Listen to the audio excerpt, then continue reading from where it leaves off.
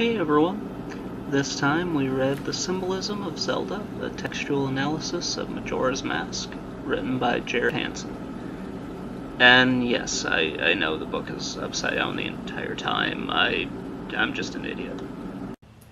The book looks at symbolism in Majora's Mask, and it's part of a series that the author is doing. The next book is Wind Waker, or it was the first book. I'm a little unclear as to when the first one came out. So this one could be the first one in the series, or Wind Waker could be the first one. Anyway, it looks at the quests, bosses, and some of the other characters, and it tries to pick apart like the symbolism behind all of them, like why the characters are the way they are, why the quests are set up that way, and kind of why the bosses do the things that they do, and some of the underlying themes within the game. So we start off by talking about the villains in the game, which is kind of a weird thing for me. I would have thought, it's a Zelda game. We probably should have started talking about Link, but, whatever, it's not my book. And it does kind of work in this case. He talks about Skull Kid and Majora, and he kind of mentions and brings up this theme of adulthood and it's how it's not good to remain a child for, your entire life, as I sit here surrounded by video games, and I realize that sentence is a little crazy. And it's also not good to grow up too fast, or, try to find a way to fit in without actually being you. And that's sort of something that plays into Majora's Mask. It's kind of taking on the identities of the different masks in the game. But we'll get to that later. Right now, Skull Kid, and he plays sort of the trickster archetype. Think like Loki or something along those lines. He brings up Puck from Midsummer Night's Dream, I think. If I'm wrong on that, then I apologize. But he brings up several of the Shakespearean villains as well. Some of them work, some of them don't for me. I mean, I never really thought of Iago as being a, trickster villain, but okay, if that's the way he wants, if that's the route he wants to go, then he's one of the more villainous ones out of all the trickster people. And it's kind of a strange thing when you talk about trickster villains, because they're not necessarily doing things for like malevolent reasons. And that's what we get out of Skull Kid. He's not doing it because he hates the world, he wants to get revenge on someone. He's doing it because he's basically a child that's under this influence of an evil mask. And so he's doing the things that he wants to do in order to get attention, because he didn't like the way he was before. He was very introverted, he was kind of isolated. And now that he's got this mask, it's like, he can become a new person. He's got more confidence, that sort of thing. And he's trying to go about trying to make friends and be the person that he wants to be, but he's doing it in a very sort of evil and malevolent way without really being that way in general. So next we talk about Majora.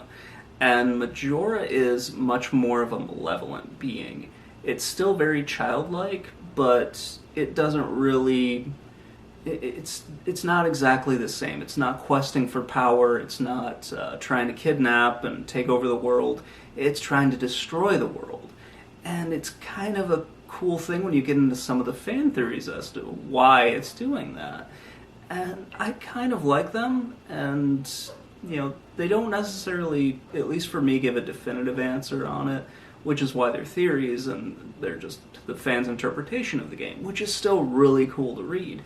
And Jared in this book doesn't give you like that definitive answer either, which I really like. But what he does mention is sort of Majora's hubris, how Majora gives you all the tools that you're going to need to defeat it, whether it's from like some childlike nature where it's like, okay, I know I'm doing something bad and I should be punished for it by some kind of a parental figure, whereas you have at the end where Link basically becomes a giant and can easily defeat Majora if you get the appropriate mask that goes along with it. Or if it's just from Majora's hubris, thinking, okay, I'm strong enough, I can defeat this, good guy, even if I give him the way to defeat me. Then we go into the Happy Mask Salesman, which if you've never played the game before like me, you're kind of like, I have no idea who this person is, or why they're even remotely important. And Jared does a good job of sort of educating the reader, and also me, especially if you haven't played through the game, of who the Happy Mask Salesman is. And he gives the theory that the Happy Mask Salesman is actually supposed to be the mentor figure, which, okay, I can buy that. And then he mentions how the Happy Mask Salesman doesn't actually act as like a true mentor figure. Think like Gandalf from The Lord of the Rings, or Obi-Wan Kenobi is another example that he brings up. They're fine. I don't have a problem with those examples. And he mentions how the Happy Mask Salesman doesn't actually act in that nature, which is kind of an interesting way to set up like your mentor figure. It's supposed to be the guy that guides you through the story and, you know, teaches Link the things that he needs to know in order to be a better person. And the Happy Mask Salesman doesn't necessarily do this. In fact, it's kind of implied through some of the fan theories that he's sort of this, like, I want to say otherworldly deity, but that doesn't really make a whole lot of sense. It's almost like he's one of the minor gods within the Zelda universe, where he doesn't necessarily care, but he does care. The next few chapters go through the different bosses and the levels, and I'm just going to kind of group them all together because they've basically got the same running theme. And Jared mentions this, and it's the 5 stages of grief.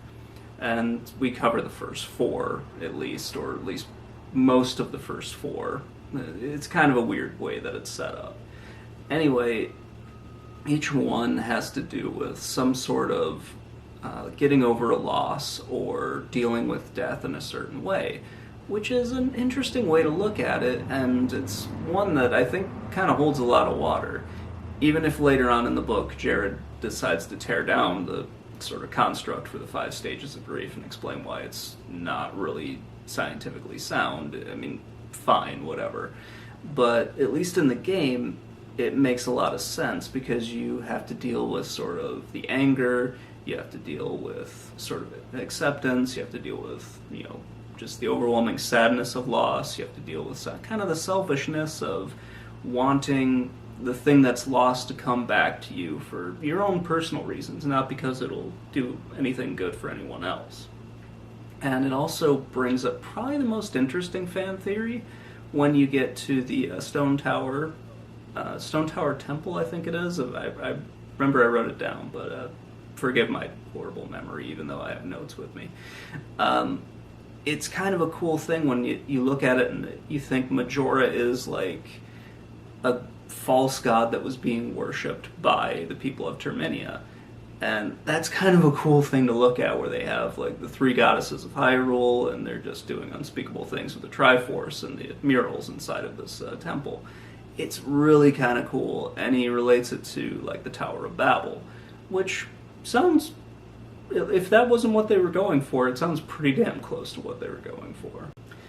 Then Jared brings up 2 more points which I really like. It's the cultural significance of masks, and also the idea that Link is in purgatory, which also sort of works pretty well with the storyline of the game, where Link goes around and he has to use like the Song of Healing and a few other songs, not just the Song of Healing, to kind of help like lost souls move on or accept that they've died. And there's also a fan theory that he's entrapping these souls within the masks in order to like take on their own persona. And that's when we get into the kind of the cultural significance of masks. I know that's an awkward segue, but that's the one I'm going to make.